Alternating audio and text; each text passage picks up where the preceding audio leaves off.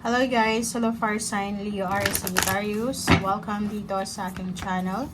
Kapalaran na 888, fire sign Leo Aries Sagittarius. So I hope na makuha mo yung energy. Ito ay general reading, so I hope na makuha mo yung gustong iparating sa'yo. It's number 29 and 39. Nakikita ko yung mga fire sign Leo Aries Sagittarius na meron silang pinagdadaanan na imprisonment or pwedeng stagnation, restrictions, parang ganun. Yung alam mo na marami kang gustong gawin pero hindi mo magawa. Marami kang gustong subukan pero hindi mo magawang subukan. So, yung isang card na to is nagsasabi sa'yo na on the way ka na sa manifestation or sa closure or sa ending ng stagnation na to. So, 9, 10, 11 is manifestation. Kasi ang tagal mong minamanifesto eh. Parang sinasabi dito na minamanifest mo siya na matapos na itong mga stagnation na to, paghihirap or anything na parang nakastagnant ka lang.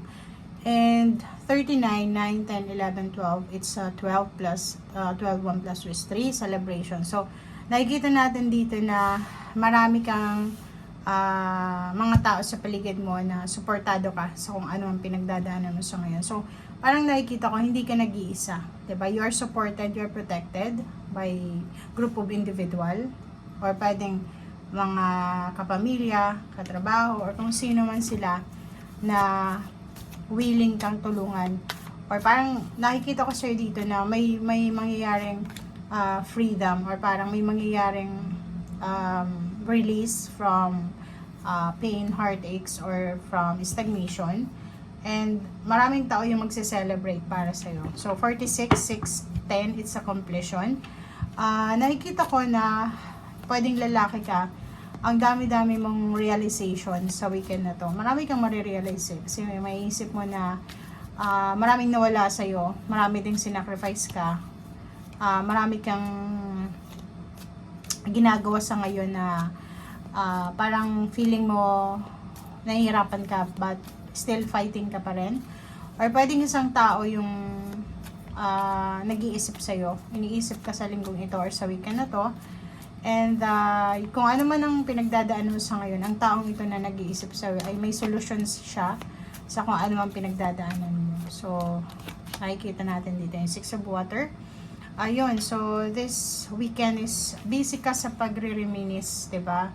Parang nakikita ko siya dito na marami kang memories, happy memories, parang nostalgia to eh, 'di ba? Yung parang ang dami mong maiisip na magandang pangyayari, mga surprises from the past, 'di ba? Yung mga buhay, yung buhay mong masaya, free, yung buhay mong wala pang masyadong problema, wala kang masyadong iniisip.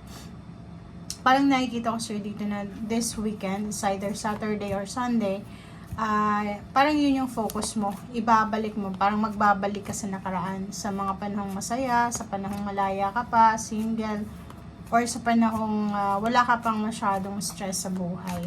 Okay, so yun yung parang gagawin mo sa buong weekend, parang magre-reminisce ka. Okay, and the star is 17, 8, inspiration. So nakikita ko sa'yo na kung ano man tong event or situation, celebration na mangyayari this weekend, ito ay parang magiging inspiration mo, or ito yung magdadala sa iyo ng hope, ng pag-asa, para mas lalo kang ma-motivate, mas lalo kang maging confident and determinado na ma-fulfill or ma-achieve itong gusto mong ma-achieve sa buhay. So, kung ano man yan, malaking tulong ito.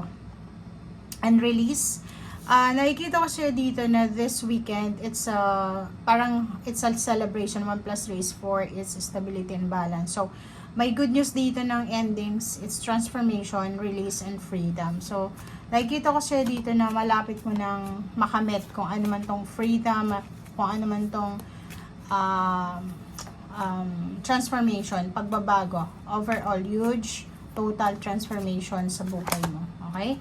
And Knight of Earth, nakikita ko siya dito financially, you're lucky. You're lucky kasi may mga taong sinusuportahan ka financial. Or yung nakikita ko siya dito, ikaw ito na starting this weekend, mas magiging organized ka na sa mga financial mo sa expenses, mas magiging responsable ka na, or nakikita ko yung sobrang strict management. I-manage mo yung financial mo ng stricto. Okay? Balance.